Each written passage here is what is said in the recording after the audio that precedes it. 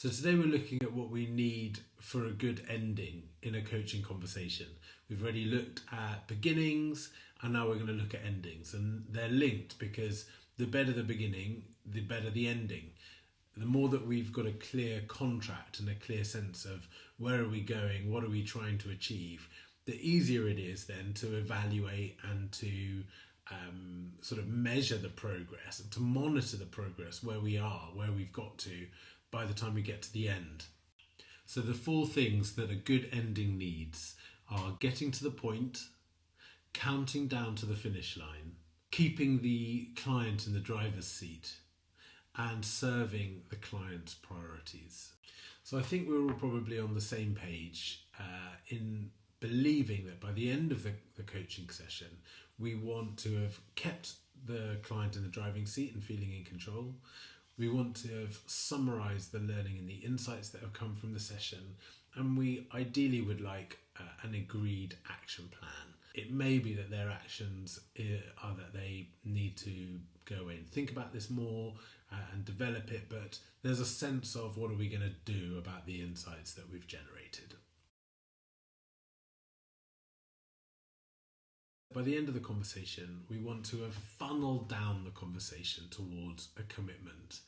Have we achieved our purpose? Have we achieved the aims that we talked about in the contract and the recontracting throughout the coaching conversation?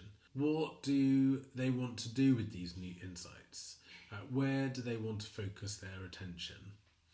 What's going to have the biggest impact and make the biggest difference as they go forward? So after the first part of the conversation, which is really a lot about opening up and trying to get breadth and vision and energy and exploration, that towards the end of the coaching session we're going to kind of use time as our friend, which is going to be the next point, but to help focus them, to help funnel them towards thinking, okay, having thought about this, how do we want to move forward?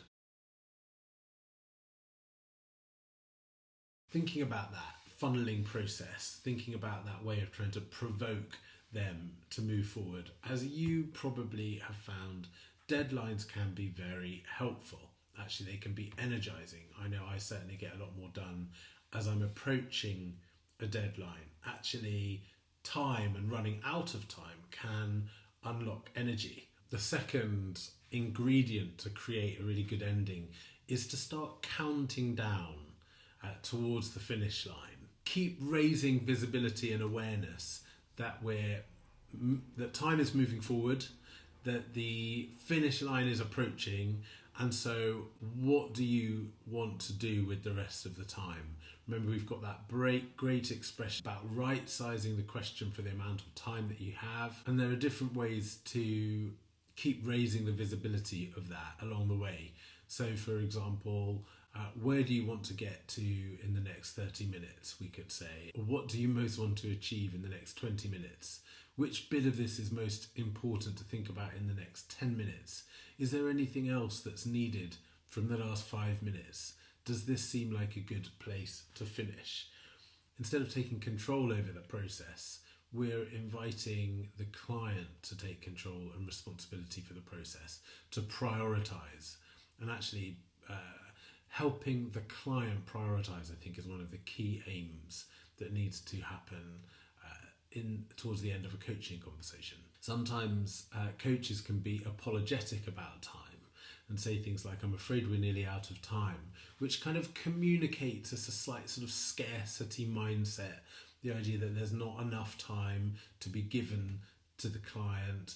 And actually what's more helpful is to communicate belief that there is enough time to do what needs to be done, that they are full of potential, full of creativity, that they're going to continue to do more good thinking beyond the session, in the rest of their lives. And really this space, the coaching conversation's purpose, is to help catalyze thinking and to help raise awareness, to help them and support them in doing this good thinking. But all of the work doesn't have to happen inside the session. Thirdly, we want to end in a way that keeps the client in the driver's seat of the conversation. So far, they've been empowered all the way through. They've been asked what they want from the conversation, what they want to achieve, how they want to achieve it. We've contracted and we've recontracted as we've gone through the conversation. We've asked them things like, where do we need to go next? We've kept them in the driver's seat, honouring their agency, their creativity, their resourcefulness. And we don't want to break that psychological contract at this point by taking over control and telling them how we're going to end.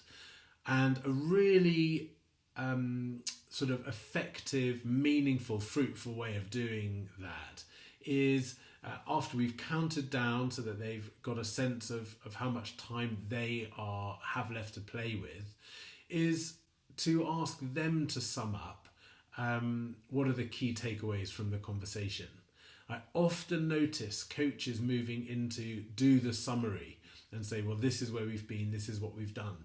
But what's interesting is that what sticks out as really meaningful and important for the client is so often different to what's meaningful and important to the coach. Taking some time to sum up is also a really important opportunity for the client to integrate the new learning, to recognize, name and identify what new insights have come out of this time. And before then, maybe rushing off to do something else, to get caught back up in the busyness of life and of work, to underline what are those key things that have stood out from the conversation that mean that they'll be there for them to go back to as they carry on reflecting later, as they carry on planning and moving forward with what matters most to them. And then lastly, we want to end in a way that is serving the client's priorities.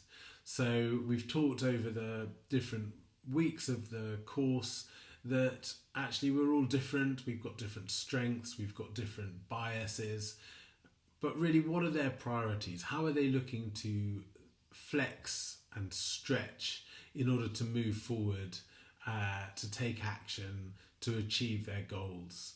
And so we don't really know in advance what their action plan needs to be. It could be almost like a thinking plan. It could be an involve others plan. It could be in a doing and moving into action plan. It could be taking some more time out to reflect and think intentionally about something. So rather than being too prescriptive around what those goals might be, I think the more important question is, how do we stay in service to the client's priorities, and how are they going to measure progress and having moved forward in this area, whatever that is?